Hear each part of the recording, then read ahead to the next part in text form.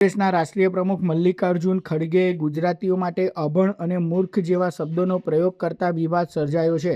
તેની વિરુદ્ધમાં ભરૂચ જિલ્લા ભાજપ દ્વારા શહેરના પાંચબત્તી ખાતે જિલ્લા ભાજપ પ્રમુખ પ્રકાશ મોદીની આગેવાનીમાં મૌન ધરણા વિરોધ પ્રદર્શન કાર્યક્રમ યોજાયો હતો। ભાજપ દ્વારા ખડગેના એ નિવેદન સામે પણ રોષ વ્યક્ત કરાયો હતો, જેમાં કહ્યું હતું કે ગુજરાતીઓ દેશના અન્ય ભાગોમાંથી ઉદ્યોગો ગુજરાતમાં ખેંચી લાવે છે।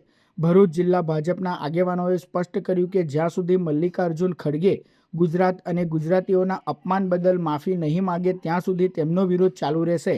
આ વિરોધ પ્રદર્શનમાં ધારાસભ્ય રમેશ મિસ્ત્રી, જિલ્લા ભાજપ પ્રમુખ પ્રકાશ મોદી, નિરલ પટેલ, ધર્મેશ મિસ્ત્રી સહિતના આગેવાનો અને કાર્યકરો ઉપસ્થિત રહ્યા હતા।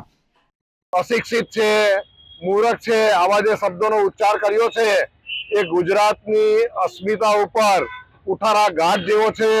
ગુજરાતનું અપમાન કર્યા બરાબર છે અને વધારેમાં એ અવારનવાર ગુજરાતીઓનું અપમાન થાય, દેશના વડાપ્રધાનનું અપમાન થાય એવા જે શબ્દો ઉચ્ચારે છે અને નરેન્દ્રભાઈ મોદીને ઝેરી સાપ એવા પણ જે સંબોધન કરેલા છે એમને અગાઉ, તો આ ખડકેના જે વાણી વિલાસ સામે ભારતીય જનતા પાર્ટી યુવા પાંખ તરફથી આજે જે પાંચબત્તી મુકામે ધરણાનો કાર્યક્રમ રાખેલો છે, એમાં ભારતીય જનતા પાર્ટીના શહેર અને જિલ્લાના સૌ આગેવાનો જોડાયેલા છે।